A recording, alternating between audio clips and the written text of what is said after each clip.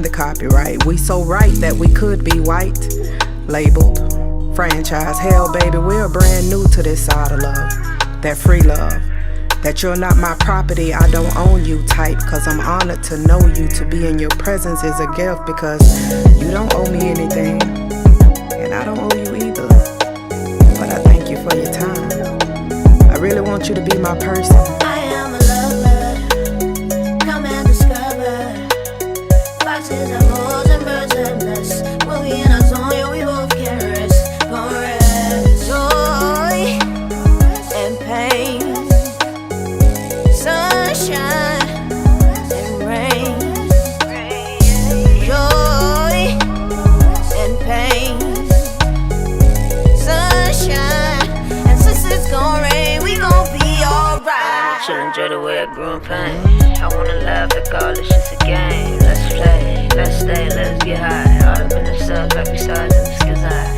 Light signs, love lines, written by the hands of God at one time. One time, two times. One time for the love of the nation, this shit's so real.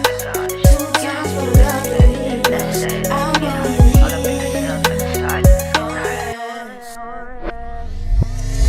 Tell me, Neo, will you come back for me? Or let me sleep in a bed of lies because you're too afraid to face your fears with us? There's no need to fight each other. Too many secret agents sent out to destroy us. We're not each other's enemy. We love God, life, time, and our family. Well, not all of them, but you know the ones that stood in the fire with you. Them Shadrach, Meshachs, and Abednegos. Our number one goal is to be free of all the negativity. Ain't no bad vibes around here. There's no need to fake it around me.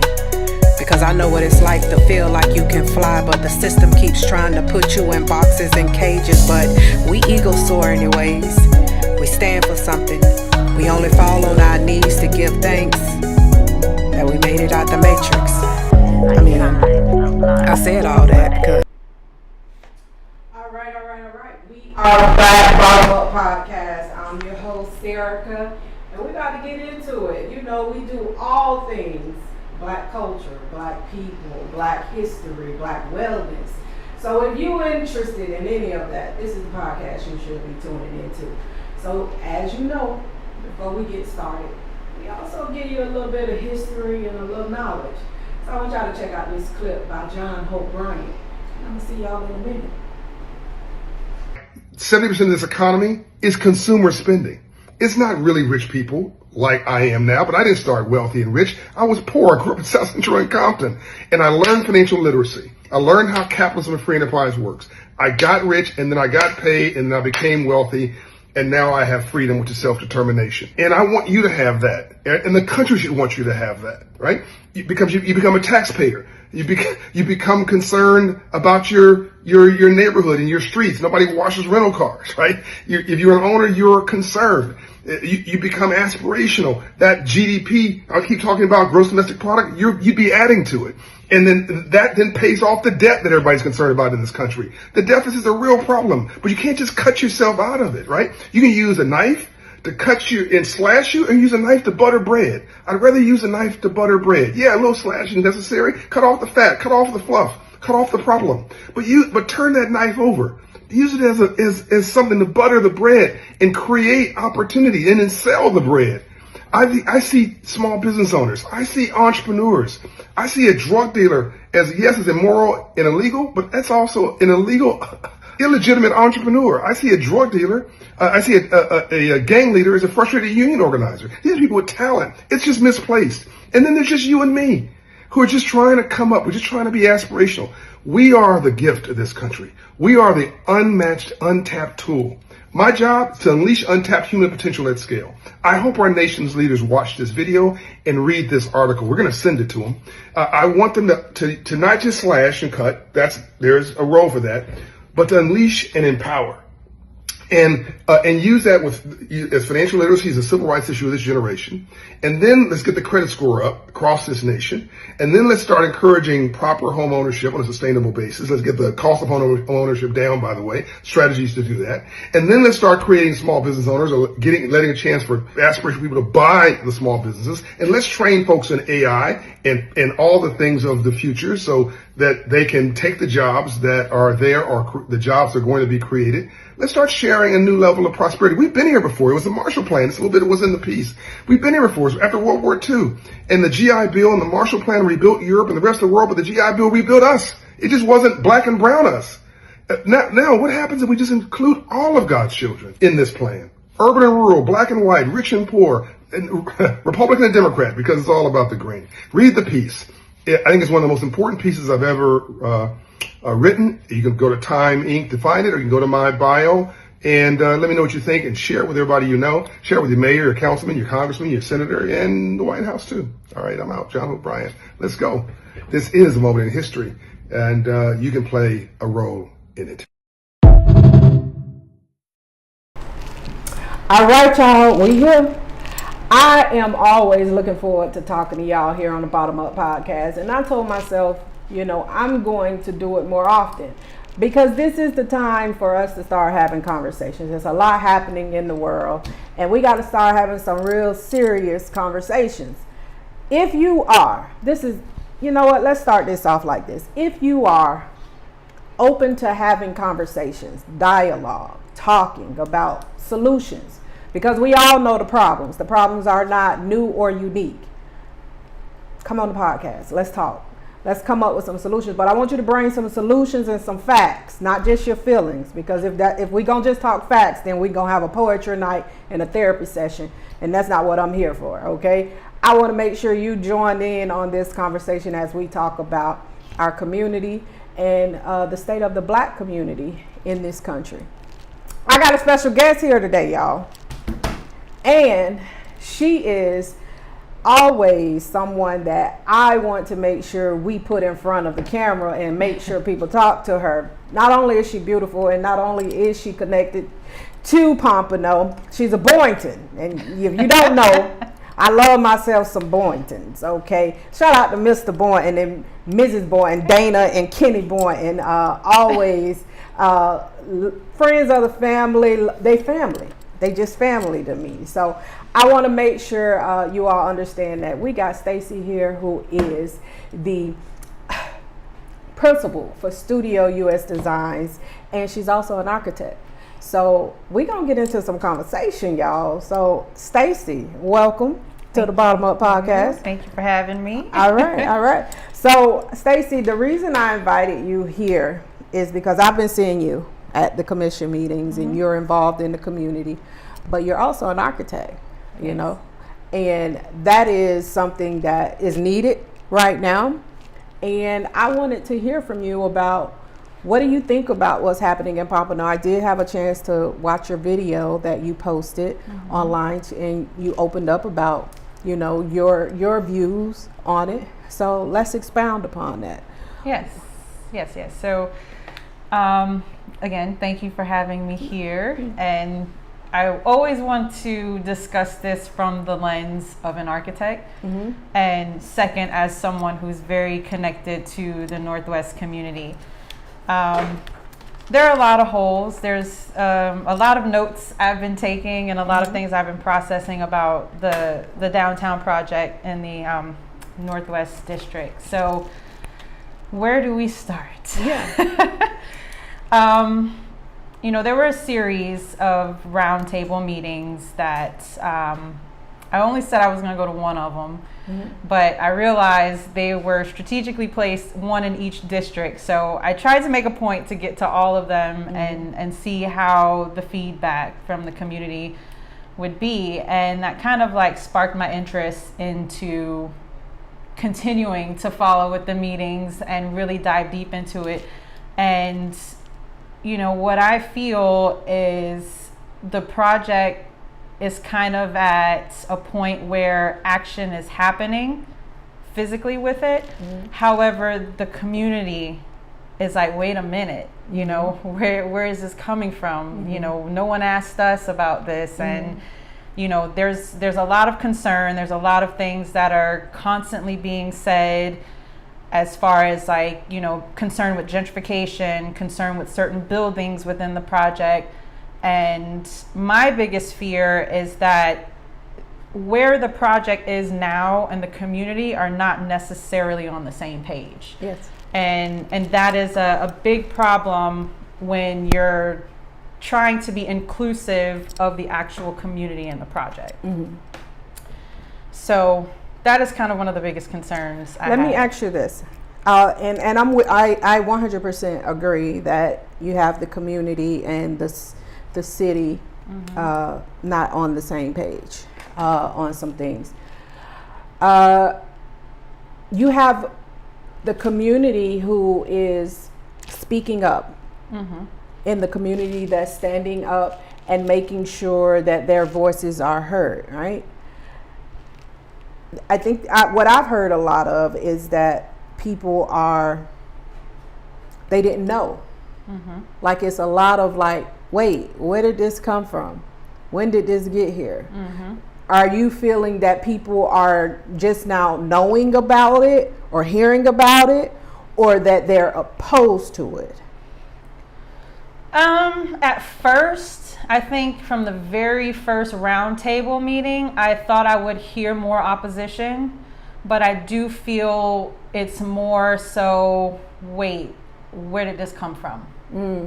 I mean, I think there is a small group of people from the Northwest that may have been privy to it, but may not have necessarily understood the magnitude of it, or at what point the project is. So I know there's been talk about it for many years before, like I said in my video, before I even thought I wanted to be an architect. So this is something 15, 20 years ago. But you have a whole group of people now. You have new commissioners that may or may not have been privy to it so many years ago, and then you have a community that, you know, some, like I said, a small group I think may have been involved and may have been attending meetings and going to it and trying to, you know, keep up with it. But I do feel that a majority of the Northwest is not aware of where the project is, the fact that it is happening. And, you know, a part of me questions whether that's also just not the information being portrayed in a language that maybe not many people in the Northwest will break down. Maybe it's too big of a meal and it hasn't been presented right. So there's a couple things that I question about it. Just, you know, have you not been involved in the meeting? I think that could very well be the case as well. But also, you know, you're serving this meal, and I'll use that analogy because I think that's constantly what's used in the meetings. This meal that no one really knows how to break it apart, if that makes sense. Yeah. So I'll tell you, when I got involved with the project, well, not involved, when I got educated on the project was about 11 years ago. And the only reason I got involved is because I wanted to know why the city was having concerts and events, and none of them were Black concerts, concerts that, you know, catered to Black culture. So I went and pulled public records, and I found out who was in charge of doing this, and there was at that time it was an outside company. And I started asking questions. I started going to the commission meetings like, hey, y'all having all these concerts and stuff, and I don't see not one Black concert over here. What's going on? And at the time, Lamar Fisher was the mayor. Ed Phillips was the commissioner, District 4 commissioner at the time. And I made it a point to attend as many meetings as possible, and I specifically focused on the arts. But one thing about when you go to city, it doesn't matter what way you enter the city, what interest piques you to the city, it connects you to everything else. Sure, I agree. So I went in talking about the arts, wanting to know, hey, what's going on? Why we ain't getting none of this stuff? What is money? Asking all these questions. Pulled the contract that this vendor had at the time, 136 pages. I sat up and I read 136 pages contract to find out, hey, oh, y'all got money to do this. This is what y'all supposed to be doing. This is how much this, and I'm looking at them. I'm learning, but I'm also realizing how much I'm not aware of what's happening in my city. Right? So So that's what got me there. I literally started like asking questions about the arts. And then when I started looking and studying the arts and how it is a big part of development, and it's not seen as the architects and the engineers, because the arts normally come in once everything is built. But my interest was, no, why we can't be part of it being built, you know? Yeah. Started attending meeting. I ended up going to a meeting. The Urban Land Institute came to Pompano and did a presentation. Alonzo Mourning was part of that. And it was actually held at the Cultural Center. I was working with that company that opened up the Cultural Center. And I'm looking at all of these people in here talking over my head about development and all this stuff they're doing. I'm just like, oh, I need to learn some stuff, right? I'm interested, you know? But I will say this about the community is we're only interested in the things we're interested in. Okay. You know, if we're not interested in it, we're not interested in it. And we're very reactionary. You know, we're not being proactive about things. It's not until things get to our front door that we want to speak up about it. But this project has been coming along for 36 years. So I've been following it for 12. All right. So there was a lot of decisions that were made prior to me. Naturally, prior to me getting in just paying attention. And then I didn't make one vote, you know. So we're all inheriting these decisions and indecisions of commissioners. And commissioners are elected. So with that election comes people who decide, hey, which path we're going to go down. And I think what happened with the city at this point is, I've said it to them, and they're working on it. They don't have good communication with the Northwest District. Yeah. So I'm gonna pin you right there. Well, I want to go back to talking about the arts. So architecture is, you know, some consider it an art form and lots of things, but when I come to these meetings, and like I say, I always want to view this through the lens of an architect. I feel that is a piece that is missing and part of the disconnect. You know, when I come to the meetings, there's the developer, there's the commission, and there's the community. But there's things that the architect really can break down and kind of explain and almost be like a liaison between everyone as it relates to this project. But when we're talking about being proactive, I also recognize that everybody won't be as proactive as you and I. Yeah, because I think similar to you, when you kind of catch wind of some things, you're like, all right, let's go to the meetings. Because I've gone to the 5 roundtables and I've been at every single commission meeting. Not that it's entertaining, but it's very entertaining. Listen, popcorn, bring your popcorn. Not like it's a housewife versus Judge Judy mixed with Law and Order. Yeah, all that together, all that, a little love and hip hop. You know, we gotta listen. The ratings. Very, very entertaining, but it is also very, very informative, and I feel like maybe it is growing and more people are tuning in and are aware now. But it does beg the question that, you know, what do we do now? What does the Northwest community do now? Right. Like, action has to be put in place to where the Northwest does not get left out. Right. What I do question though is, will certain things change? Can certain things be reversed, or can certain things be revisited to really like include what? Just like the whole master plan, not to change it, but can we look at how it's being laid out? You know, what items are really being placed in the project, even the infrastructure and the EPAT Larkin Center. I know we're going to talk about those at some point. The EPAT Larkin Center, hot topic, people. This is where it gets good. Definitely a hot topic. Yes. But when the grand scheme of things, like, how do how do you kind of get back to the drawing board with this master plan and really bring folks to the table from the community that, some of the, professionals, bring them to the table. Okay, this is where we are. We know this part of it may or may not change. So how does that affect the whole master plan? Where are we going to see changes, and where can we really insert the community so that they don't feel that this is not for them? Right. Gentrification. Let's start there, right? When development of this size in any Black community across America right now, this is going to be a hot topic. It is going to be very controversial. Yep.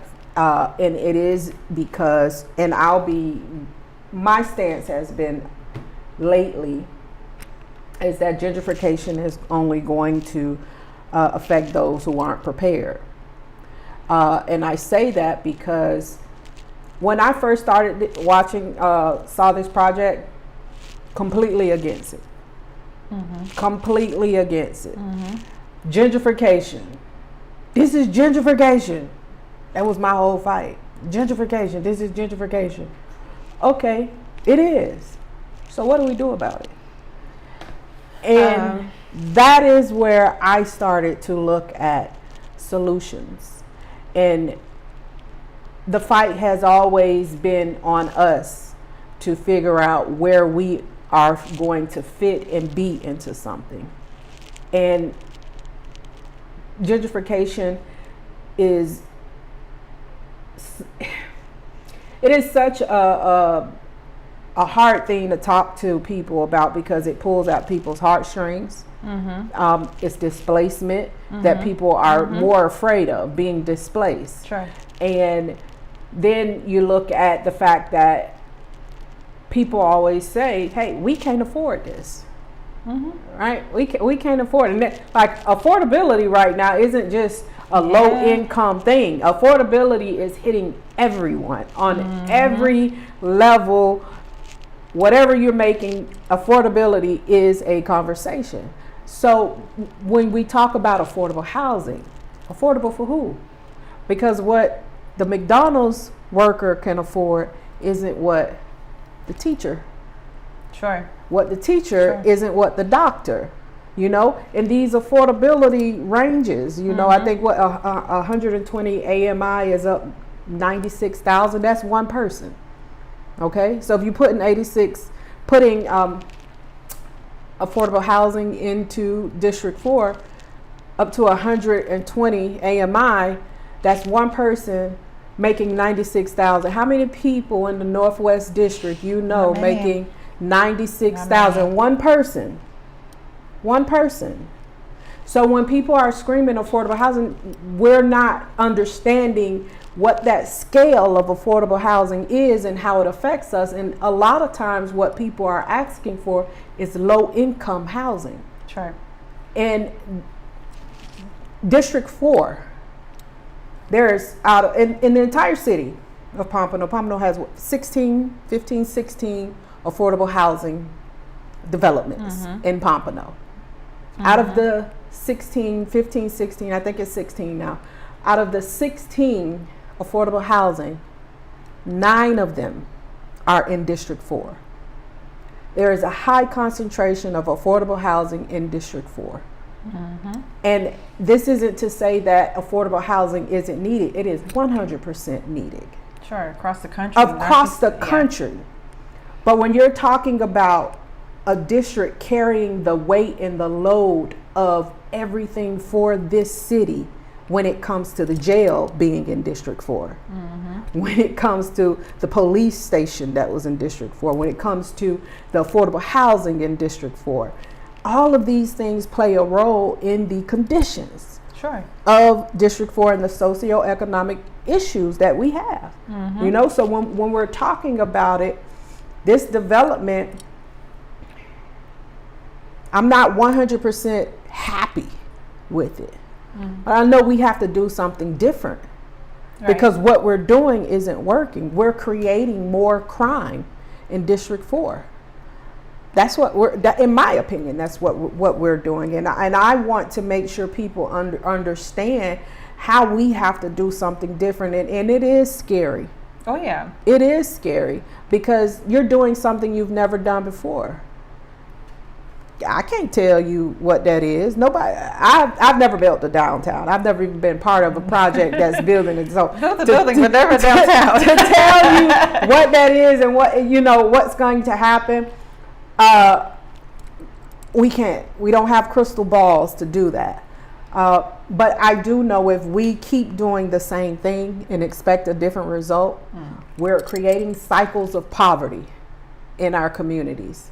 We're not educating our community on financial literacy. John Hope Bryant, I took a lot of his workshops and classes. He talks about financial literacy being the new civil rights of this generation, and how everyone needs to understand financial literacy, not just Black and brown people, but your rural white people who are being priced out because of globalization. We have to make sure we understand how money works so we can afford whatever it is we need. And the fact we don't know it, this is why gentrification affects us the most, because we don't have that knowledge. Yeah, so there's a lot to unpack there. I'm no expert on gentrification, and it is something that I have been researching because of this project. There are several communities, I think, that have handled it okay, but I think we're in a very unique situation here in South Florida with post-COVID.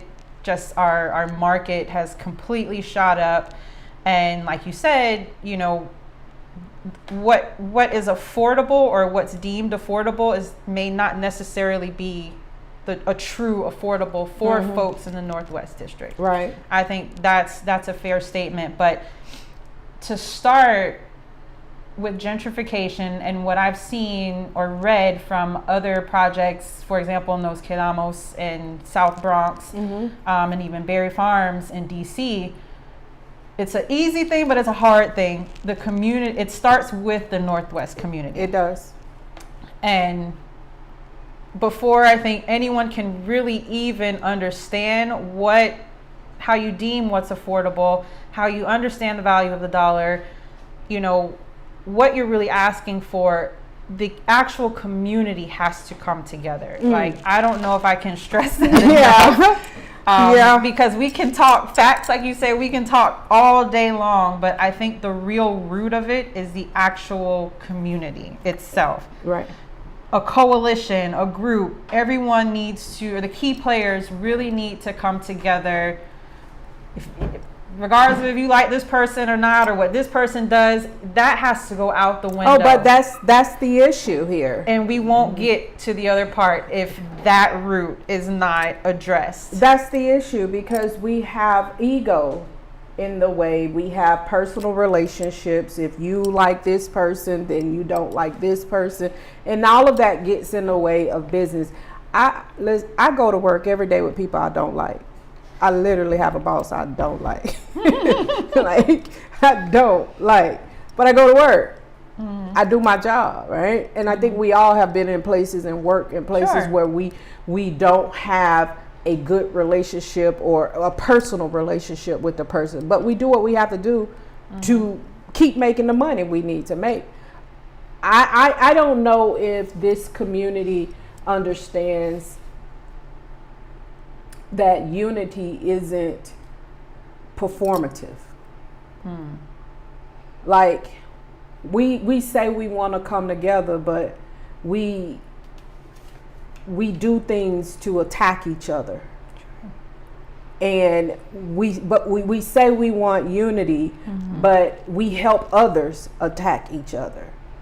You Right, know, so right. like the unity sounds like it's cliche at this point. Like, do you really want unity? Like, But that's what I hey, think, do you? you just even temporarily come together, just Stacey, Right, I'm but all really- for it. Listen, I'm all for it, but we gotta act. We gotta be real here. Like, really, if we can't do that, then we should just watch the project just kind of be built and just kind of push us out the way. I have tried. I can tell you at least 4 times in the 10 years that I've been just doing the work I'm doing. At least four, where I have tried to get leaders know. together. But everybody want to be the chief. Nobody want to be an Indian, you know? So it creates this, like, and then I'll tell you this too. I think a lot of the problems the Northwest has is because of the leadership that creates these different pockets of cliques. They create them, you know, and I think it is the agents of chaos. Yeah. People thrive in chaos. You know, there are some people who literally thrive in chaos. If things are peaceful, they get wait a minute, let me mess some stuff up right now. You know? So, and they thrive off of that. And then we don't really have a true leader in the Northwest District. We don't. And that's not, to shade anybody, because we wouldn't be talking about unity and coming together if we did have a true leader in the Northwest District. Not the city, the Northwest District. If the Northwest District had a leader, then we would be all coming to the table, right? Because leadership requires listening. Leadership requires having people around the table who don't agree with you. Leadership doesn't require a bunch of yes people sitting around you, because it's not a true reflection of this world. Everybody don't agree with you. Right. And Not black gonna people, please we're everyone. not a monolith. We're not all, like, we got Haitians in our community. We got Jamaicans and Bahamians, and we got all shades and all people from the African diaspora, and they have to be to the table. Sure. You know? And when we're talking about real unity, and if you put together a group of people and they don't represent all of those different groups and demographics in your community, then are you really representing the community? Those are questions that we have to really ask leaders, and not in a way that makes them feel attacked, because accountability requires you to be asked the hard questions. Sure. You know, and we get, it's political, of course. It's a lot of politics involved in it. And politics, this is why a lot of people don't get in politics. They don't get involved because of the personal attacks that people feel like they're going to get. This is why people don't go to the commission meeting, because they feel like they're going to be attacked if they say something, or they're not going to be able to get a permit or do something, or they're going to be blacklisted. This is literally what people... Those are true. Those are definitely true reasons why people don't. But that's where it has to start. It has to start in the Northwest community. Yeah. We have to be the ones to come together.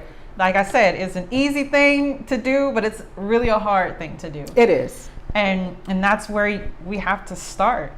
So let's talk about this. I want to touch on this because the Northwest community has changed quite a bit. There's a lot of homes that have been built, and a lot of people moving into Pompano, right? So they are part of the Northwest District. So when we say the Northwest District, we're not talking old Pompano. We got to talk about new Pompano right now today. Yeah. Right? Yeah. People who aren't privy to the history of Pompano, nor do they understand the culture of Pompano. They're here because they brought their house, they got a good deal, and they here. And affordability, And to them is a different number. They're the gentrifiers. because they moved in and they got the house that if it was they would have stayed in Miami or something, it probably would have been $300-400 more. But hey, they got it here, good price, right? They are still part of the community, so they come out now to the meetings. Yes, I've been seeing that. They're involved, and what they want to see is new because what they see is old. They don't understand the history and the culture and who family built this and who walked down this street and what they don't know, and they don't care. Right now, they are looking at how they are going to create a safer community for their family, Their children. and their children. They just brought a home 30 years. They're here, you know? So that's what they're thinking. So Pat Larkins has been a hot topic in the community. And from an architectural standpoint, I want to know, what do you see with it? And then where do you see it going? Okay, so I think going back to the first roundtable was my first real presentation of what's happening. And the thing was, there's going to be a new Pat Larkin Center. So initially, I was very excited. You know, I was like, okay, this is an opportunity. You know, as an architect, this is an opportunity now to do a brand new building. And when I saw what some of the key points were, it was, okay, this is going to be a bigger building, newer construction, multiple venues for events, you know, maybe a smaller event, large event. There was going to be potentially a rooftop. The opportunities were endless for what this new building could be. And what I think when it was presented at the meeting, it almost felt like it was, okay, we're going to move it across the street. So some of the comments were, it looks like we're moving it out of the main project. And I'm looking at it and I'm like, I don't think that was the case, but that comment really wasn't corrected, or it was more or less, okay, the project is going here and that's it. Like, that's what they're going to do what they want to do with the Pat Larkin Center. And then as folks were coming up giving their opinions on it, I felt more people were in favor of a new Pat Larkin Center. And it was very clear that, okay, if we do a new center, we won't tear down the old center to the new one, just so that there's no misunderstanding. Oh, you're going to get a new one, tear it down, and then you don't get a new building. So the developer, I felt, was really trying to work with the community. But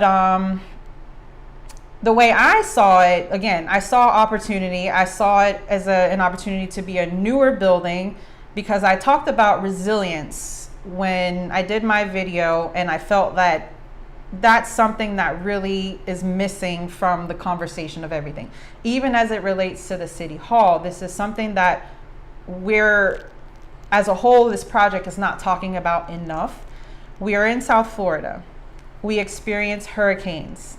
The flooding has gotten really bad in the past couple of years, to the point where, you know, people are trapped in, can't leave. I know at my kids' school, sometimes they have to cancel school because it's flooded out, you know? So these are real environmental issues that are not talked about enough with this project. So when they were breaking down the city hall and talking about it, you know, it not being able to withstand a certain hurricane and certain facts about it, I felt that was also the same case for the Pat Larkin Center. So again, when we're talking about opportunity, this is an opportunity to upgrade. You know, there were comments about the doors. For example, you know, Pat Larkin walked through those doors. And there are ways we can preserve things like that in the new building. So after the last meeting, I started to really try to understand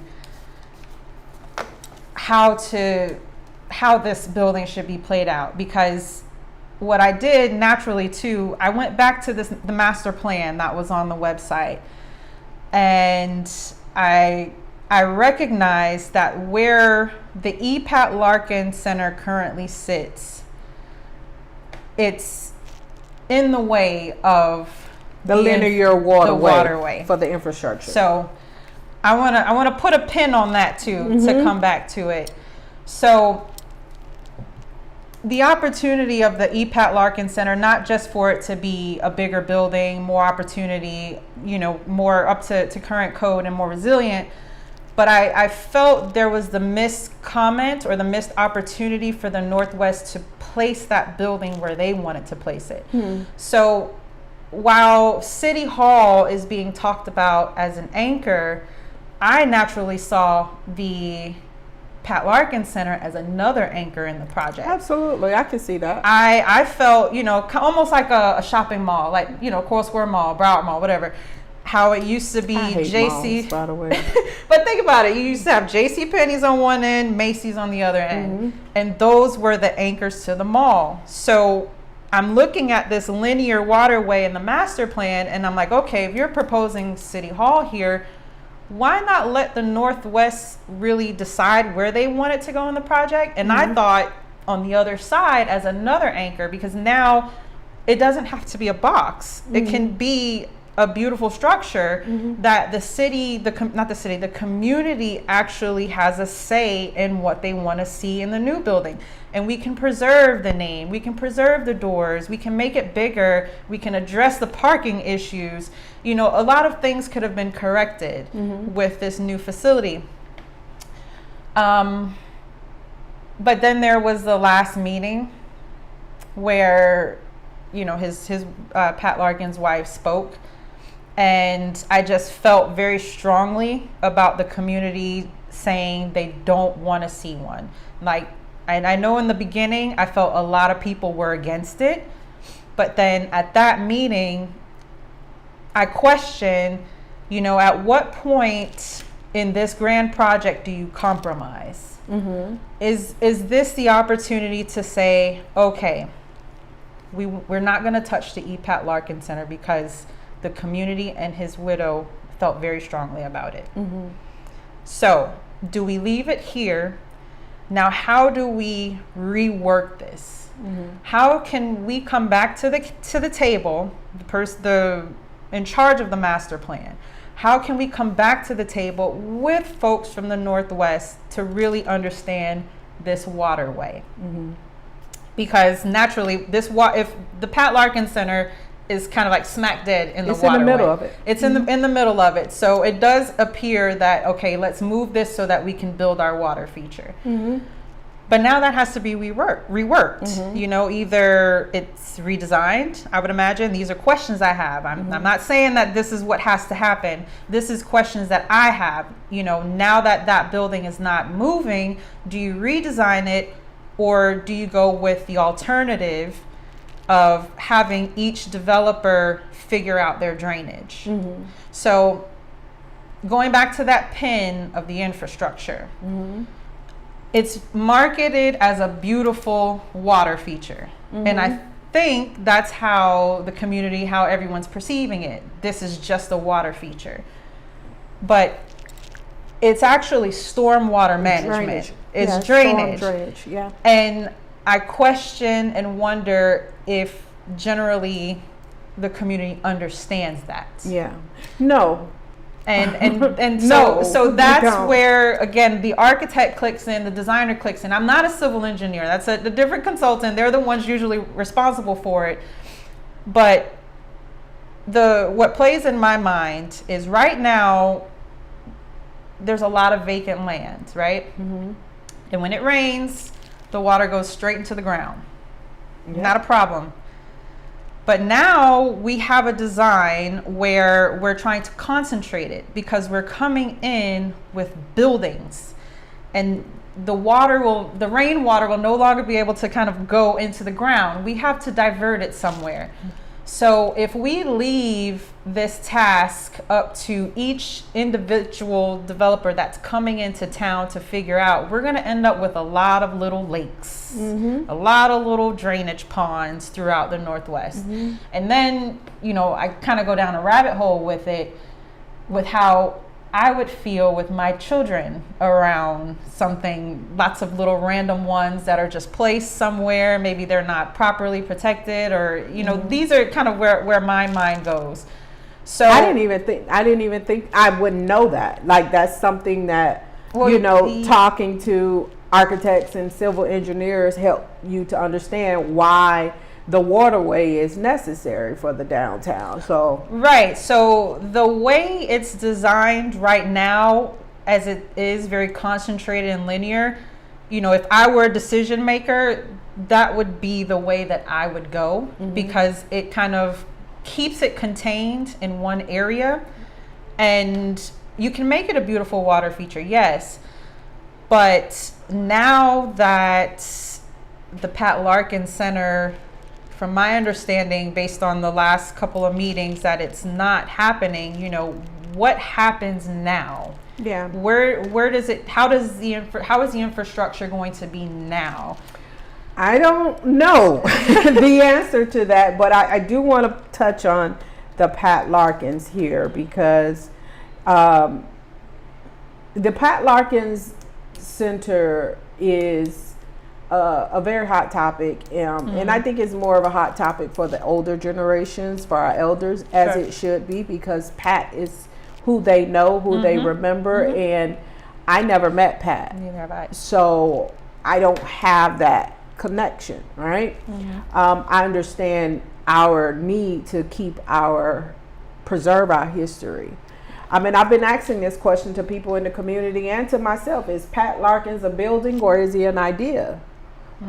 And when I think about that, like, if we make Pat Larkins a building, just a building, and we say we want to keep that building, and like you say, let's say a category 3 or 4 is hot right now, and then we ain't even in hurricane season right now, and a category 3 come through, Yeah. and it blows Pat Larkins down. Do we build a new one then and still keep the legacy of Pat? Does it take away the impact Pat has? Like, I don't think anything they can do to that building, be it other than just say, hey, we not building one, and we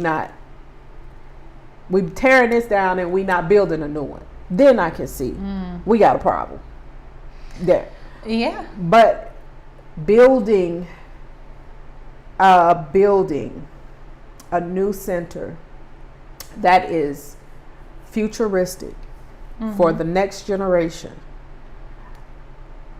I think it is irresponsible for us not to, because our elders are going to tell us the wisdom, give us the history. But if we don't know Pat and we don't have anything to keep us to Pat, why would we keep that building? You know, that's a good point. Why And would my going back- children? Why would our children? I have a 4-year-old, Sure, me too. 4-year-old. Why would our children keep that building? It's a valid point, a valid question. But what another thing I did think about with the opportunity of a new building, was it became, or it can be, an opportunity to really address all of the pioneers of the community. So now that our children and potentially our grandchildren can see their name on the building, you know, well, not on the building, because I think On that the was building, very and like, I think Well, all I of those things are on the table, should be on the table, Right. And I think the conversations that were being had, and based on what I saw in the infrastructure amendment, like, a lot of those things, all of that was in the amendments, you know, Right. as far as the trailblazers, the pioneers, and all of that was there. So that kind of goes back to the question then, you know, of opportunity for this building. Now there's a space to really incorporate this into the design of it. And really, you know, the building itself can still be EPAT, because I think the community feels very strongly about that. Very strongly. So going back to that compromise, those are the things that that must happen in the event that I don't know if it will happen again, but if something like that were to happen, meaning a new building, the name has to hold true. It has to be that. But now it becomes a moment where with this pioneer or trailblazer path or statue, whatever it is that is supposed to come of it, it can be integrated into the building. So now you have a better community center where your child can go up and say, oh, I know this person, or I know that, or learn about Pompano, going back to the new folks that are coming into the Pompano area, you know, walking down this path or whatever it could potentially be. I mean, it could be a number of things, but now it's a true learning, a true history marker within the project. But I know that some of these things are still on the table as far as like maybe not necessarily a new EPAT Larkin Center, but I think the Pioneer Trailblazer Path is one of the items. But I want to go back to the actual EPAT Larkin building and another thing that popped into my mind as it relates to it being where it is. I know that there's talk of renovating it where it is, and from the architect lens again, there's only so much of that building that you can renovate. So I think in one of the meetings, I was actually sitting next to the building official and I was like whispering to him, like, that's not how it works. I just want to get up and say something. They were breaking down the cost of the actual renovations. And I think it's up to 1.5 million. Right. And it's probably capped at that because of the code. You know, it's not anyone saying, okay, well, you had an opportunity to do a multi-million-dollar building, but now we're just going to give you peanuts to renovate. But it's not. And I'm glad you said that, because that is the message coming from the dais. Right. That message can be very dangerous when you're trying to build trust in the community with a city who historically have not done right by this community. Right. So here we are now, we got to make things right. Right. So when you said that, that's not how it works from an architectural lens. As a Black woman, I want you to say that again. Because for the people in the back. Yes, for the people in the back. Say that again, because the message that's coming from the dais is the opposite. Right. So that brings me to two things. That's why I have to stress representation. And I'm not just talking about representation in gender, color, creed. I'm talking about representation in professionals. Just the skill set, what me or any other architect has been trained to do. These are the things we bring to the table. This is how we can break this down.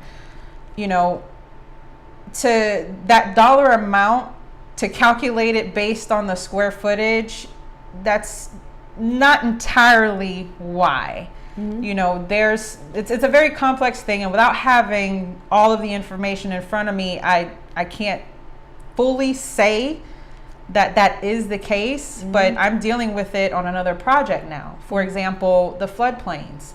I don't know where exactly the EPAT Larkin Center sits, but if a building sits within a certain level and doesn't meet FEMA, you know, there's only so much that you can renovate. Once you start to do substantial renovations, you know, you've got to bring the building up to code, and there goes $1 million right there. Like, just forget it. Like, it's not worth it at that point.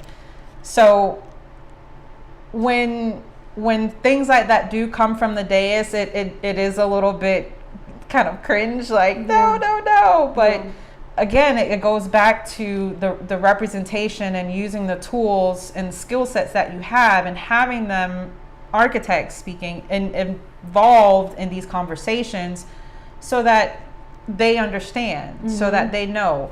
It's not just a Northwest community that doesn't really understand. Well, I think the city, and I get you, I think the city, and I've seen it at the commission meetings, the experts stand up to explain in the dais, and they're experts of being everything, they say otherwise from what the experts say. So it's not just for me, like when we're talking building trust with the community, if you have experts saying this, and this, and your dais saying, well, no, that's not true, you leave the community in the middle of already not trusting, already not prepared, already not ready, and it's fear mongering. It feeds the fear of a community who is already scared. Fragile. You know, and I get very angry when that happens, because we're wasting time that could be going towards educating and preparing the community for what's imminent. Like, this is happening. Right. It is. This is happening. And what's happening right now with our commission is delay, not just the project, but you're delaying education, you're delaying opportunity, you're delaying preparedness for a community who needs as much time and money as they can get to be prepared. I mean, we coming from behind the 8 ball over here. A little bit, yeah. Yeah, we coming from behind the 8 ball, so we need all the time and money we can get. Now, we don't have a problem with catching up, because we good. You know, we great. We excellent at what we do, but give us the chance. We are a great investment. The Northwest community getting on board is a great investment. And when we don't speak for ourselves in a way that says, hey, I may not be ready, but let me get ready. And then you have your dais up there who's feeding your fear and not your faith. I'm not saying put your faith in this city. Put your faith in yourself, you know. And those programs that this project needs to start creating right now, when you have the commission, and actually I want you to cue that up, Stefan, there's a no vote in the no vote. I want you to cue that one up, because I want to touch on that when we are talking about being prepared. You got to be prepared no matter how these things go, no matter who is the elected official, no matter who's the mayor, no matter who's the commissioner. How are you preparing for yourself, your family, and your community? You see it? All right. But in the meantime, when it comes to the Pat Larkins Center, it is in the MDA that at a later date, at another time, if the commission decides that, hey, they want a new one, or the community say they want them, it's still in there. However, the district commissioner wants that part taken out of the agreement. She doesn't want it to be touched. Now, a little birdie whispered to me that the family of Mr. Larkins does want a new center. So I want to know, like, does that change how the commission votes now? And not just like words, like letter that they want a new. I can't answer that. I just threw that out there to you, like not to ask you what I to can do tell with you, it. I would love to see a new one. I think there's just so many things that can be done that would benefit the Northwest community. You know, let the Northwest really weigh in on where this project sits. You know, down towards the other side of this water I saw that feature. there was, at first it was there, like there was two options. There was across the street, and then there was at the opposite end of the waterway. The opposite end is the absolute best. You've got more space, you can do more with parking, you can do more with design, and it's the first thing you see when you get off exit 36. Like I think that is a much better prime location for this building. But it takes me back to the word compromise, you know, and this is outside of my expertise, because I think this is where it gets political. This is where the developers, it's very political. It's not my thing, but you being here is political. Everything is political. It is. And I always say I don't like politics and I don't want to get involved, but I'm realizing that architecture is also very political. There's politics in everything, but everything. I question if, you know, before what the birdie told you, if it really is so strongly that there shouldn't be a new E. Pat Larkin Center, I really wonder what that means for this new master development. You know, it's smack dead in the water feature, the drainage, stormwater drainage. So does that have to be redesigned, which would mean more money going out? Or is it something that you say, okay, we're not going to press this anymore. We're going to take this off the table. But that's a good thing to show. But is this the... No, that showed. I wanted people to understand how the voting works when you put all these people in a race. When there's 3 people that's running, that add the votes up, you know. Okay, I see. So I just wanted people to see how that goes. I'll touch on that another time. But keep that one in the... It's a video. Let me see if it's a video. I said it's a Novo video. I thought I named it. You're in the drive? It's in the drive. How long is it? Few seconds. Few seconds. I'll find it. I know you will. You the man. You the man. But the new Pat Larkins that was proposed, I wanted to say this, like, okay, at the June 10th meeting, there was a lot of no. Yeah, there was a lot of no. Lot of no. Strong no. Strong no's in that one. But on the May 14th, there was an overwhelmingly yes in support, organization, community, but they weren't heard. So I think everyone should ask themselves, like, when are you listening as a commission? Are you listening when they are saying what you want them to say? Or are you listening regardless of what they say? Because they heard June 10th, but they didn't hear May 14th.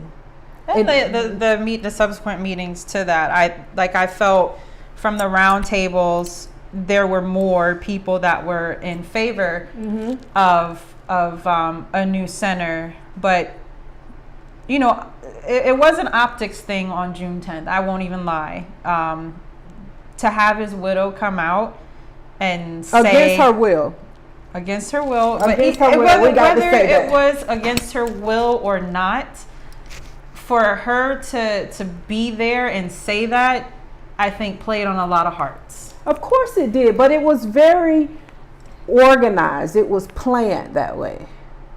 That was not because it was against her will. And I'm not saying that to, again, shade anybody. I'm saying that because I had a really tough week last week after that. It was a trigger for me to see her dignity be stripped. She didn't have to do that. Her signature carries weight. She could barely walk, crying. Yeah, it was tough to watch. I was livid. And anybody who was in that lobby when I saw that can tell you, I didn't care who was in there. Everybody who had anything to do with that,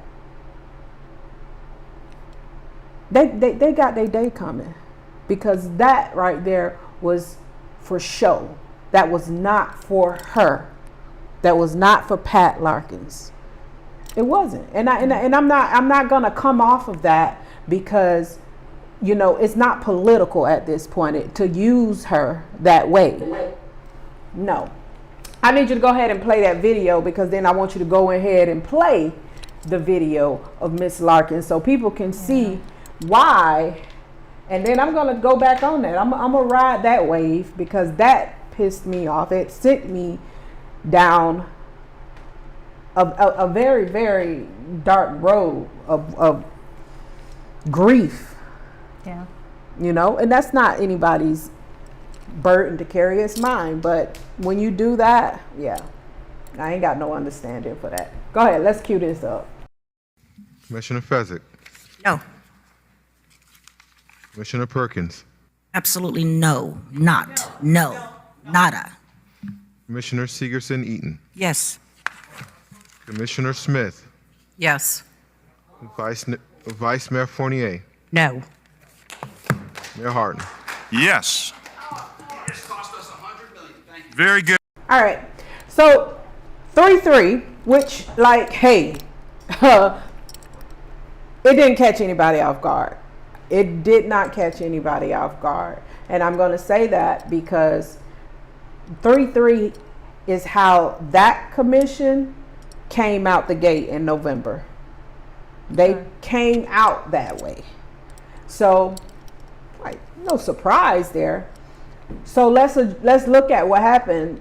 It was a choice between public financing, which would have saved taxpayers $100 million, or private. Visa and American Express. That's it. That was what you was, and that commission chose to pay more. Well, this is, so every time I go lately, I feel like there's always two different meetings going on at one time. This That's is a good way to that's put the it. only way I can describe these meetings. It's just, you know, there's the issue that really should be voted on, Oh, and then they bring up. and then there's the downtown project as a whole.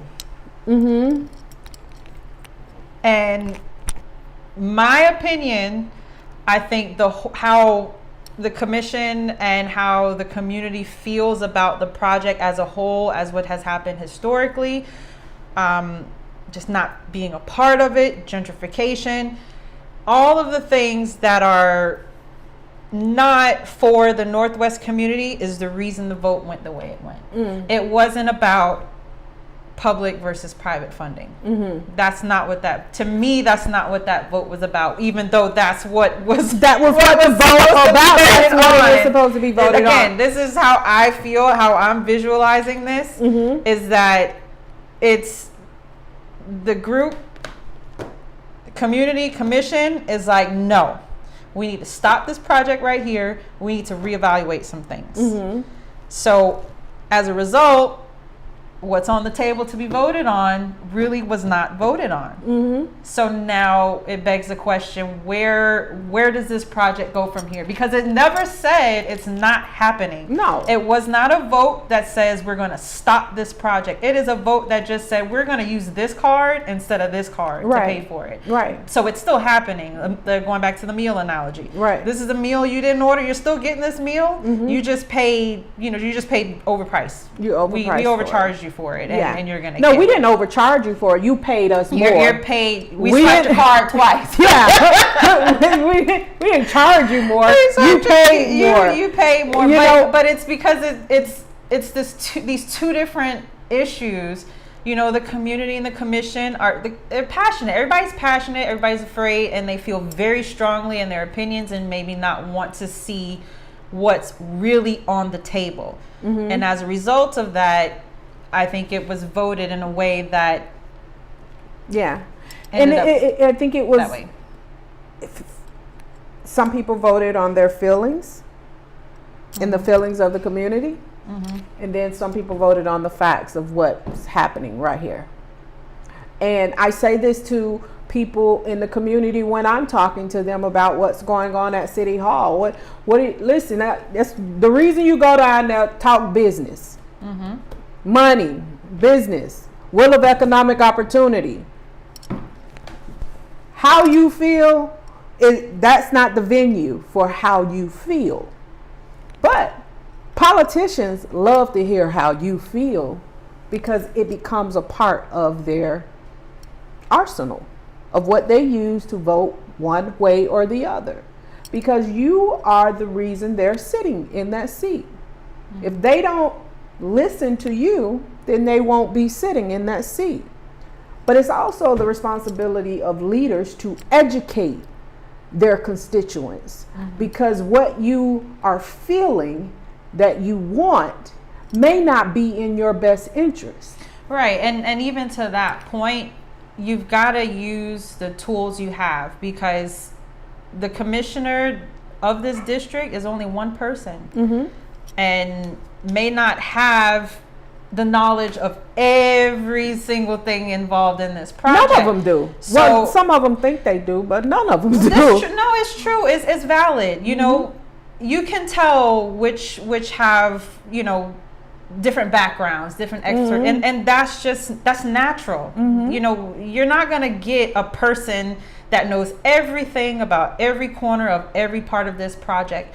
But the holes, you've got to fill in the holes. You know, bring the people, again, going back to the unity thing, you've got to bring the people that you know from the community, because we do have people in the Northwest community that are educated and that are aware and that can contribute at a high level to this project, to equip you to vote or you know, understand how to do this. So you got to use your tools. You do. Right? And the Northwest has the tools. Yes. We have the tools now. We got everything we need. We do have to talk to each other. We do have to come together. But the thing is, who is going to be that unifier? Wherever they are, it's a good time to start popping up right now. Like, we talk about representation and having a seat at the table. Now is the time. Now is the time.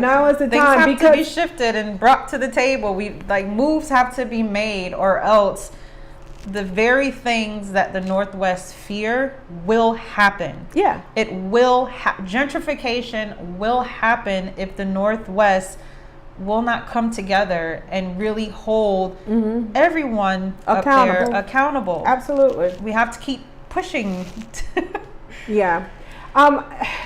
Again, it's a scary thing for people to get involved with. I do want you to cue up that video with Miss Larkins. It's a scary thing for our community. And with that, I do want to make sure I address this with Miss Larkins, and we're going to play this. Trigger warning here, people.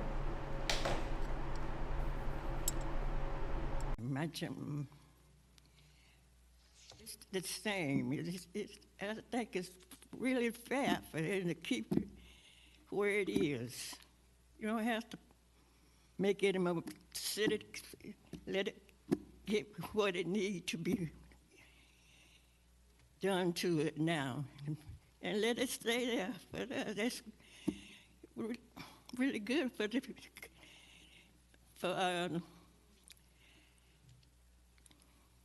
our commissioner.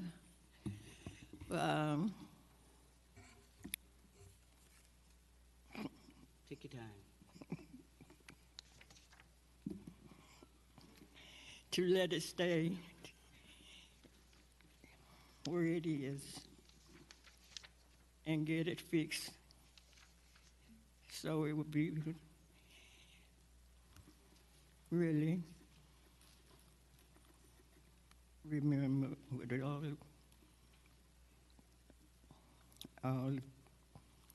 of us who so want it to be. Okay, y'all heard Miss Larkins. Miss Larkins. Miss Duncan, thank you so much. Miss Larkins. All right. So, I walked out when she started breaking down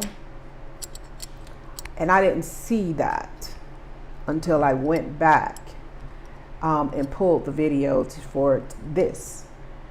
Let me say this. I have no respect for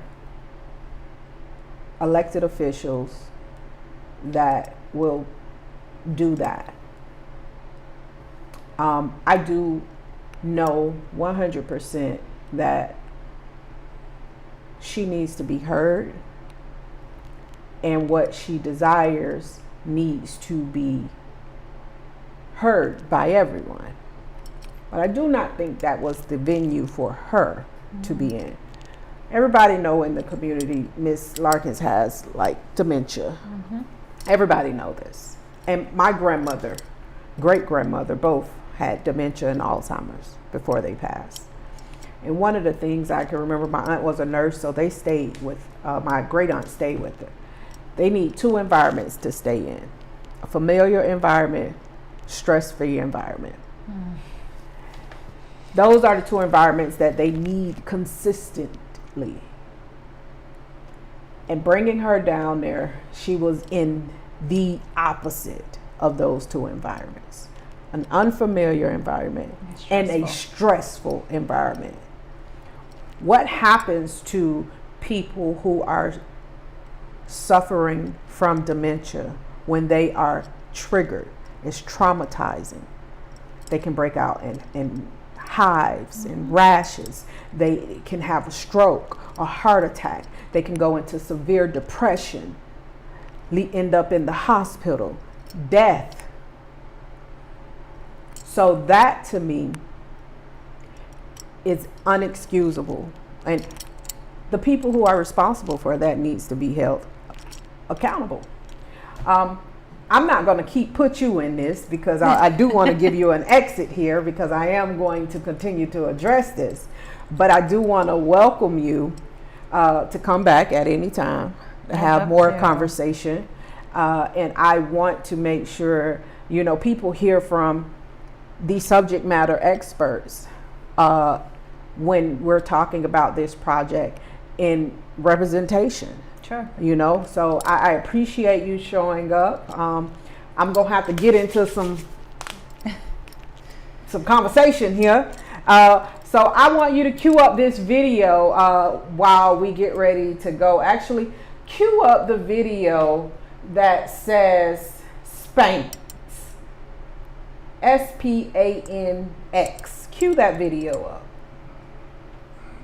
And we're gonna play that, and then that'll take up the whole screen. So then, Miss Stacey, you can well, thank you for having me, and I hope I've shared some insight. You shared a lot of insight. I mean, more of this conversation, more of these types of conversations need to be had. And I did I wanted Brother Campbell to join us, but maybe the next time you're available, we can get this, because you guys are teaching me some things, and I love education. I hated school. Same. But I love to learn education. And I'd love to continue to follow this project. Yeah.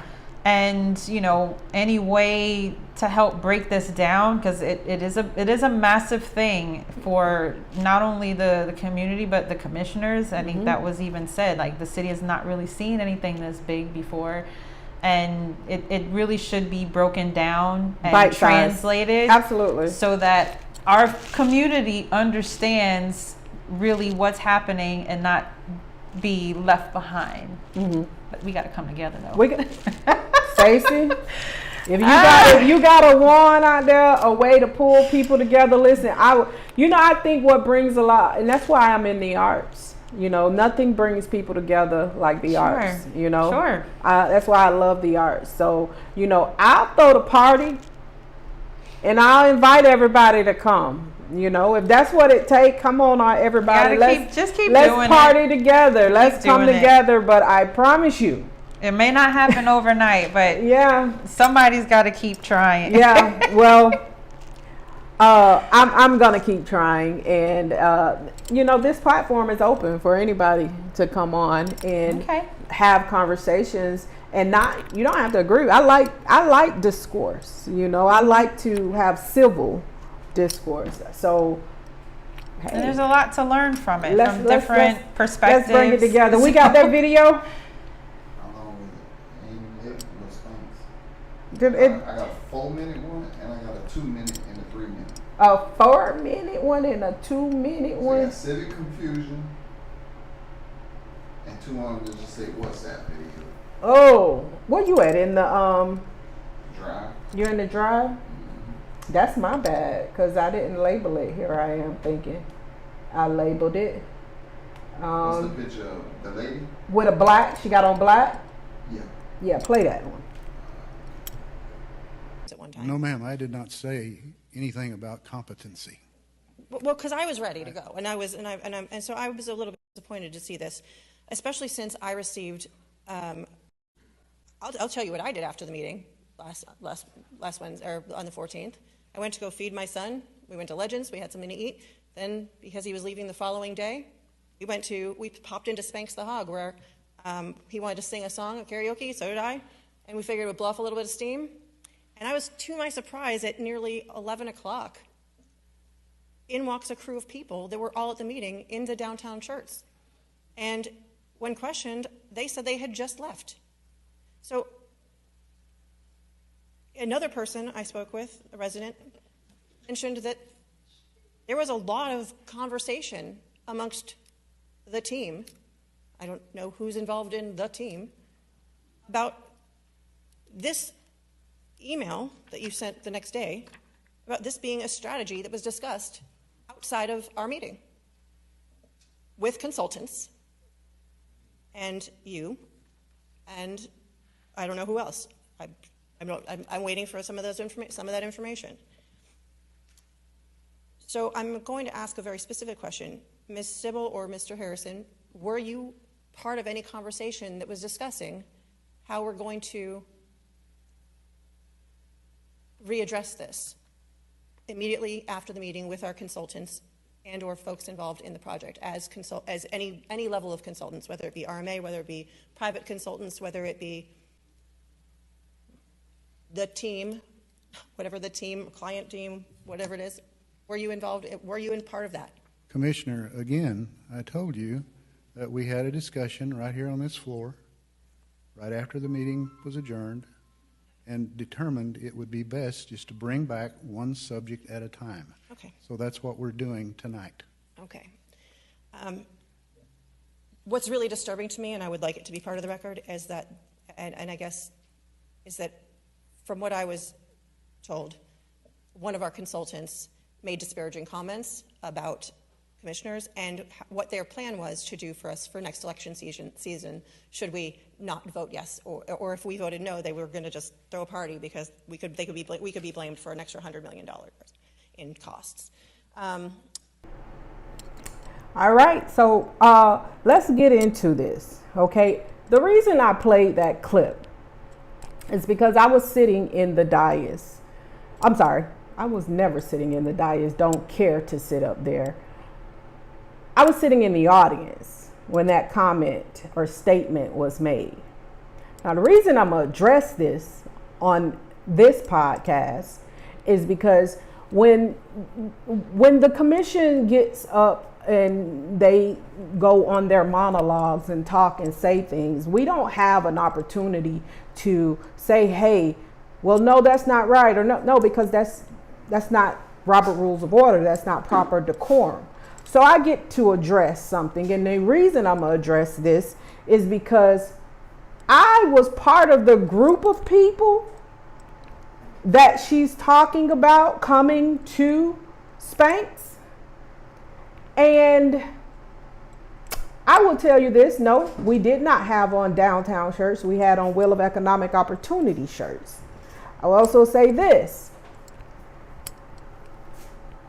At Spanx, it was myself, Sharon Stone Walker, I don't know his name, guy with Sharon Stone Walker, Mocha McGee, Andrea McGee, Jocelyn Jackson, and later came Tan Jackson. I'm saying these names because we all were, prior to coming to Spanx, at South Bar for an hour and a half or more because they kept it open later. And then when we got to Spanx,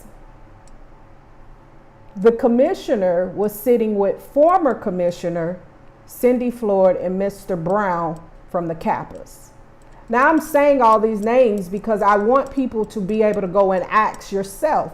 When people sit up on that dais and say stuff, you cannot automatically assume that it's coming from a truth well.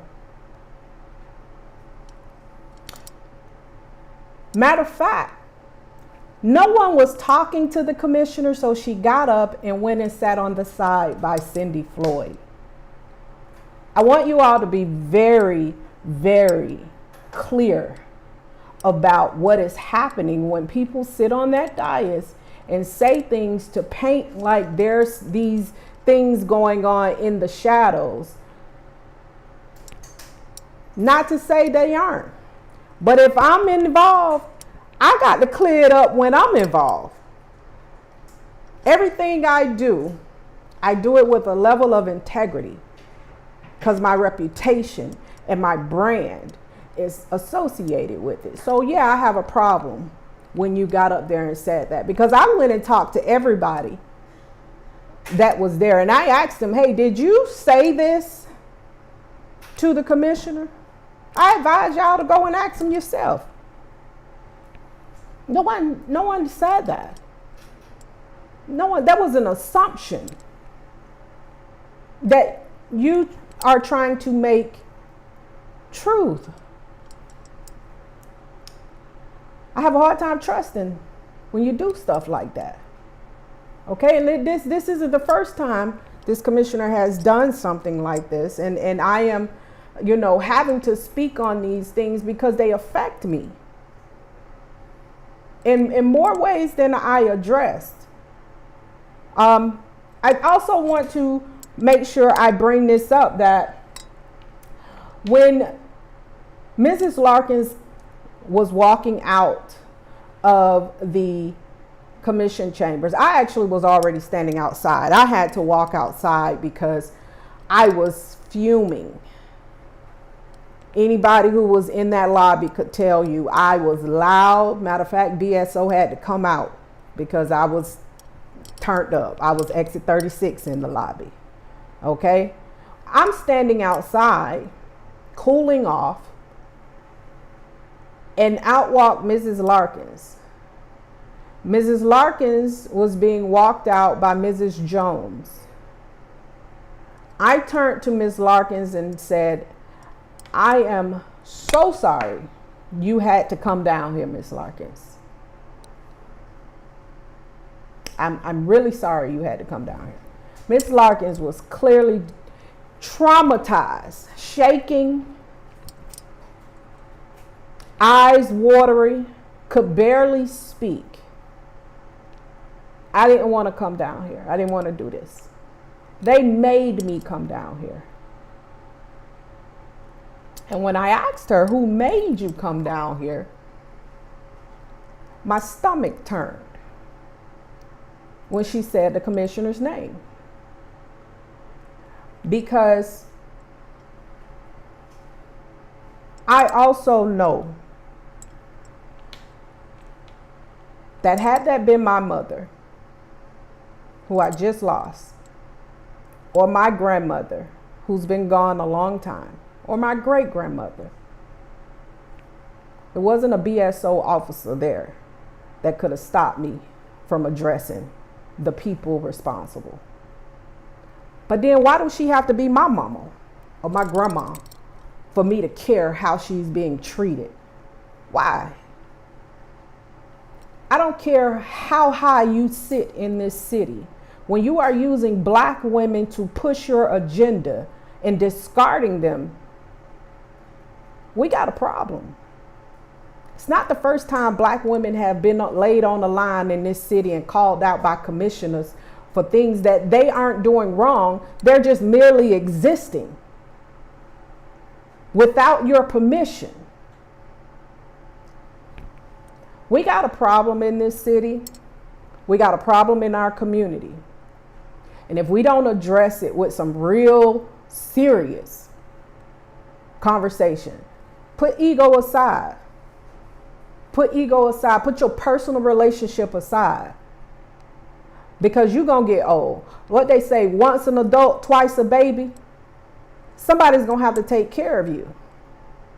And if that's how we taking care of our elder, to put them in positions where they are traumatized, we done failed on too many levels. On too many levels. So listen, I'm going to read something, and I'm up to here with a lot of stuff.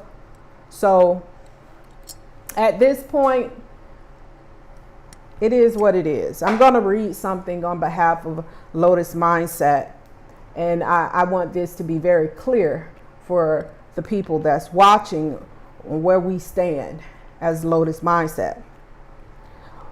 With over 35 years of collective experience, Lotus Mindset has stood unwaveringly and on the front lines of outreach, education, and community organizing in Pompano Beach and abroad. We are a lifeline, a lighthouse, and a labor of love led by Black women who've carved paths through concrete, not to be seen, but to serve. And yet we find ourselves under relentless attack, not for wrongdoing, but for daring to exist outside the narrative these commissioners and others deem acceptable. Let's be clear. It is not our professionalism they question. It is our presence. While commissioners remain silent on colleagues who have physically assaulted audience members, used agitators to threaten citizens and staff, and created toxic, fear-fueled atmospheres in commission meetings, this commission publicly calls into question the professionalism of Lotus Mindset. Why? Because we don't fit in the image of what acceptable Black leadership looks like. Because we educate and empower people who've been told their lives didn't matter. Because we come from the very neighborhoods this city wants to forget. We are not here for photo ops or to fill diversity quotas. We are the descendants of blighted and broken, survivors of systemic abandonment, and warriors of a deep truth. Our work isn't polished, but it is powerful. It doesn't serve political interest, but it transforms lives. Our outreach connects with the ignored, the incarcerated, the impoverished, not the privileged few deemed respectable enough to support. We find it deeply ironic that our professionalism is scrutinized while violent misconduct and threats from others in local leadership are met with silence. That silence speaks volumes. This is not just an attack on Lotus Mindset. It is an attack on every Black woman who dares to lead without permission, who dares to be loud without apology, who dares to uplift the wrong kind of people. We are not the minority you wanted, but we are the community that's rising. Lotus Mindset will not be silenced. Our work continues. Our voices grow louder, and our roots dig deeper. Pompano deserves better than performative leadership and selective justice. It deserves truth tellers. It deserves builders. It deserves us. And we aren't going anywhere.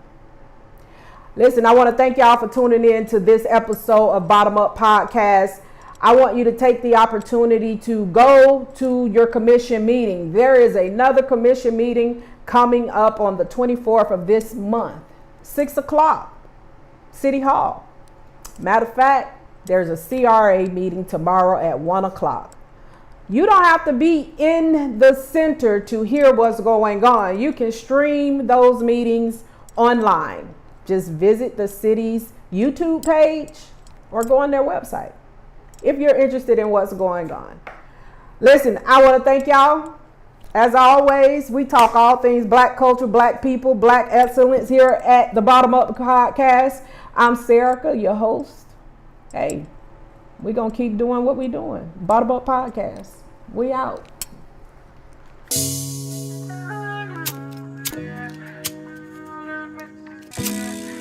Yellow boy, say.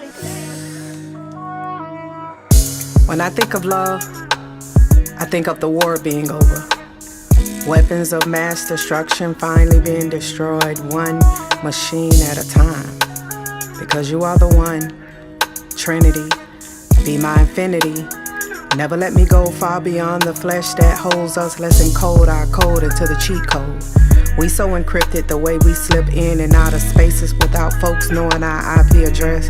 Hell, we're intellectual property with the patent and the copyright. We so right that we could be white, labeled, franchise. Hell, baby, we're brand new to this side of love, that free love, that you're not my property, I don't own you type, cause I'm honored to know you, to be in your presence is a gift, because you don't owe me anything, and I don't owe you either, but I thank you for your time. I really want you to be my person. I am a lover, come and discover. Foxes are moles and birds and nests. When we in our zone, yeah, we both can rest. Gonna rest. Joy and pain, sunshine and rain. Joy and pain, sunshine.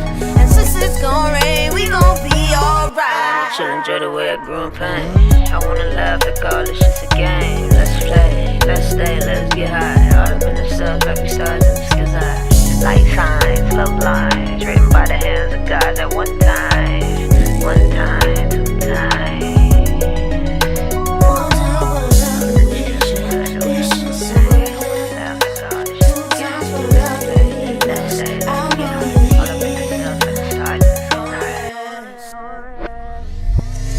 Tell me, Neo, will you come back for me?